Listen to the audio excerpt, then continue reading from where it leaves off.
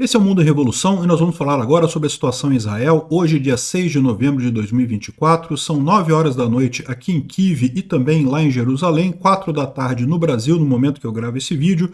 Hoje os vídeos descontrolaram um pouco por conta da eleição americana, que eu fiquei até de madrugada gravando, acabei tendo que dormir um pouco de tarde aqui para recuperar o sono.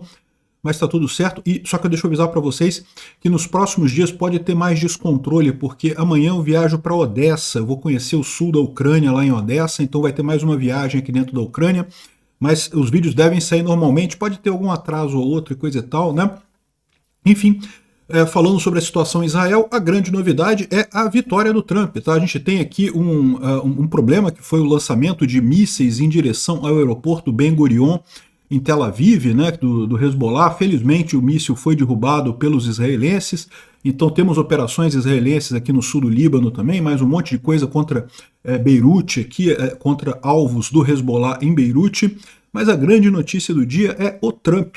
Vamos falar sobre esses e outros assuntos em detalhes. Essas notícias foram sugeridas por Trump Tupiniquim, Fora da Caridade Não Há Salvação e várias outras pessoas. Obrigado aí ao pessoal que sugeriu notícias lá no nosso site, no wrevolving.com. E obrigado a você que está assistindo o nosso vídeo. Se você gosta do nosso conteúdo, por favor, deixe o seu like e se inscreva aqui no canal, né? Pois bem, no campo de Jabalia continuam as operações israelenses ali em Gaza, né? Jabalia é essa região aqui no norte da faixa de Gaza. A gente tem falado que Israel está fazendo um grande número de operações ali. O Hamas é muito atuante ali no campo de Jabalia e teve mais um monte de terrorista do Hamas preso de ontem para hoje lá no campo de Jabalia, né? Mas o principal assunto do dia foi justamente um ataque feito com uma grande quantidade de mísseis e foguetes do Hezbollah contra a área central de Israel, inclusive o aeroporto de Tel Aviv, o aeroporto de Ben Gurion. O Hezbollah assumiu a responsabilidade por esse ataque, inclusive mostrou esse vídeo aqui, ó, que seria um vídeo de um foguete que foi lançado contra o aeroporto israelense. Dá para ver que é um foguete grande, é um foguete de fabricação iraniana. Olha que coisa, né? É aquilo que a gente fala não é um foguete simplesinho não, cara, é um foguete grande com mira por GPS, coisa e tal. A gente vai ver que Israel conseguiu derrubar o foguete, não causou nenhum dano, mas não tenha dúvida, é um foguete significativo aí. A ideia era atingir instalações militares próximas ao aeroporto Ben Gurion, segundo dizem o Hezbollah, né? Então tá aqui, foram vários foguetes lançados contra o aeroporto, e aqui a gente tem a imagem de Israel derrubando um desses foguetes ali perto. Dá para ver o aeroporto aqui do lado, aqui, ó, e o míssil caindo aqui próximo, né? Para quem não sabe, quando você derruba um foguete, dependendo de onde você derruba esse foguete, ele acaba caindo, acaba explodindo, acaba gerando algum dano, né? Felizmente, esse daqui acabou sendo derrubado numa área que não tinha nada ali, era apenas perto do aeroporto, mas dá para ver que chegou muito perto do aeroporto. Foi realmente um risco muito grande aqui. Felizmente, não teve um risco maior, não teve problemas maiores ali nessa região, né? Bom, no norte de Israel, em Hananá, no centro de Israel, na verdade, um pedaço de um míssil ou de um foguete caiu em cima de um carro, né? Olha o estrago que causou aqui. Felizmente não tinha ninguém no carro, então não houve nenhum dano, nenhum ferido, nenhum morto, mas o dano material certamente aconteceu, né? Muito triste isso daqui. Naim Qassem, que é o atual líder do Hezbollah, ele reclamou da captura do Imad Amz, que foi aquele oficial da marinha libanesa que foi capturado por Israel alguns dias atrás. A gente noticiou aqui, né? Israel fez uma grande operação lá e conseguiu pegar essa pessoa. Tem algumas descrições conflitantes dessa história, tá? Tem gente dizendo que ele era da marinha libanesa, mas que trabalhava para o Hezbollah, e tem gente dizendo que, na verdade, ele era um agente israelense, e que essa operação toda feita por Israel foi para extrair o cara de lá, porque o Hezbollah tinha descoberto que ele era um agente israelense e ele estava correndo risco. Então Israel, na verdade, isso aqui não foi uma operação para extrair uma pessoa do Hezbollah, para fazer um prisioneiro do Hezbollah, mas sim para extrair um colaborador de Israel. A gente não sabe qual dessas versões é verdadeira nessa história, mas de qualquer forma foi mais uma operação com sucesso do exército israelense ali, né? Bom, Israel fez uma série de bombardeios nos subúrbios de Beirute, justamente visando lançadores de foguetes e depósitos de armas do Hezbollah ali em Beirute, né? Então, um monte de ataques aqui durante a noite também. Como diz o pessoal aqui, o Hezbollah teve um dia bastante difícil hoje lá em Beirute, com várias fortalezas do Hezbollah atingidas ali na região, né? Uma imagem de como é que ficou um desses locais após o ataque israelense. Dá para ver aqui a destruição muito grande do que quer que seja do Hezbollah que tinha ali naquela região, né? O Instituto para Estudo da Guerra não traz nenhuma grande novidade, fala aqui sobre as movimentações do Fatah ali na região da Cisjordânia, né, da Judéia e Samária. A gente já falou sobre isso, parece que o Irã está com ideia de aumentar a presença militar ali naquela região, isso é um perigo para o futuro de Israel, né? Bom, aqui tem uma imagem de um drone israelense voando sobre Beirute, certamente um drone de monitoramento, voa muito alto esses drones, impressionante isso daqui, né? E bom, a grande notícia do dia é justamente a vitória do Donald Trump, né? O Trump ganhou as eleições americanas, isso para Israel é excelente.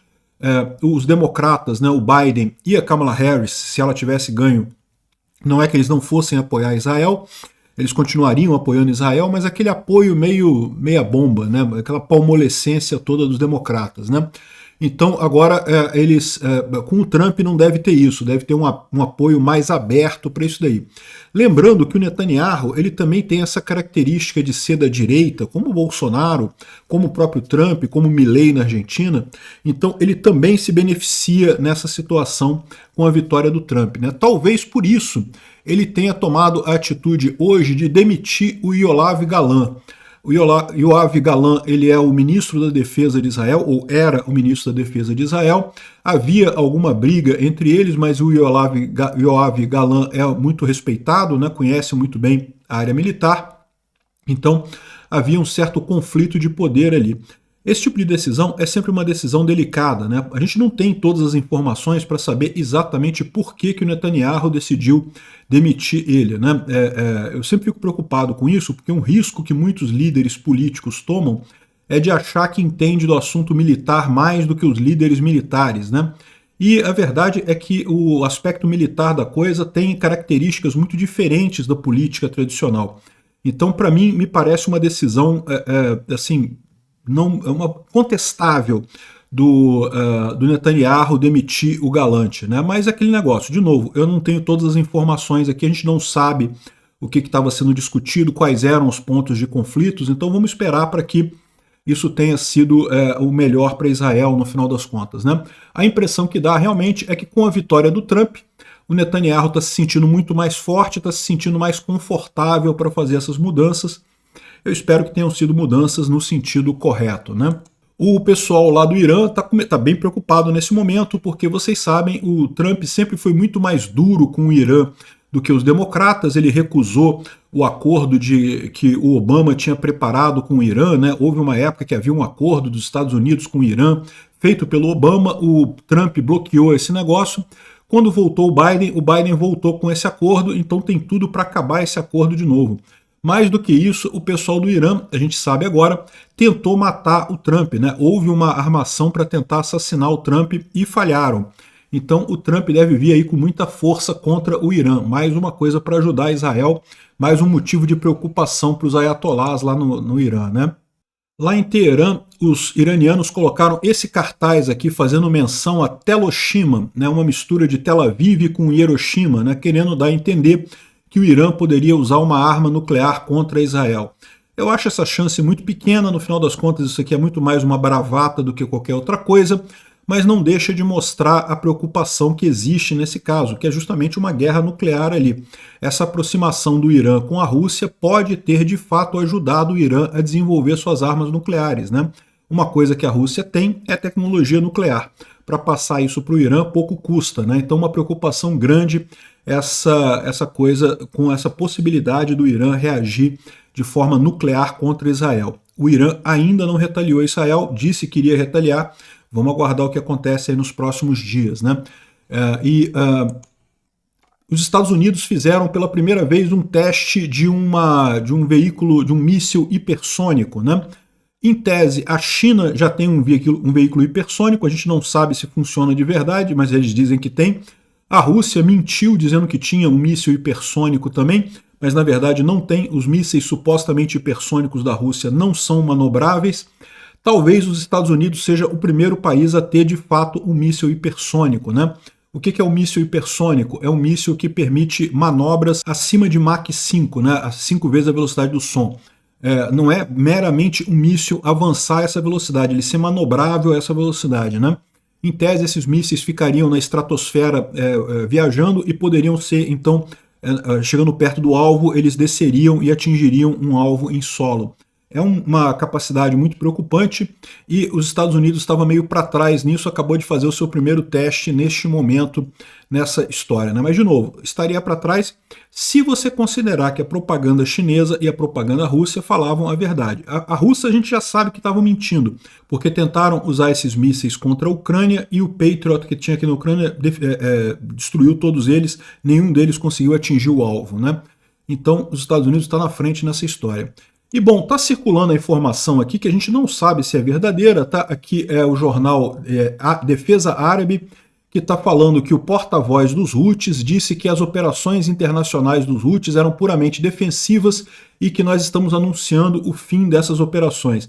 E aí tem gente dizendo que tá vendo, o Trump ganhou, o pessoal já botou a viola para dentro, já parou de fazer as brincadeiras, né? Mas a gente não sabe se isso aqui é verdade ainda não, tá? Vamos aguardar mais um pouquinho para a gente ter essa confirmação se realmente os Houthis desistiram da briga. Seria ótimo isso, tá? Seria uma coisa excelente. Tomara que seja esse mesmo o efeito do Trump nesses terroristas todos, mas vamos aguardar para a gente ter mais certeza disso. Obrigado por assistir o vídeo até o final. Se gostou do conteúdo, não esqueça de deixar o seu like, isso ajuda o canal a crescer e a chegar para mais gente. Se não gostou, deixe o dislike e explique nos comentários como podemos melhorar. Comente também sugestões de temas que podemos trazer por aqui. Comentários insultuosos ou defendendo ditaduras e criminosos de guerra serão sumariamente bloqueados. Agradeço a compreensão. Se ainda não é inscrito no canal, considere se inscrever clicando no botão inscrever-se abaixo e marcando a campainha para todos os avisos. Se quiser ajudar o canal, veja no nosso site como você pode fazer isso.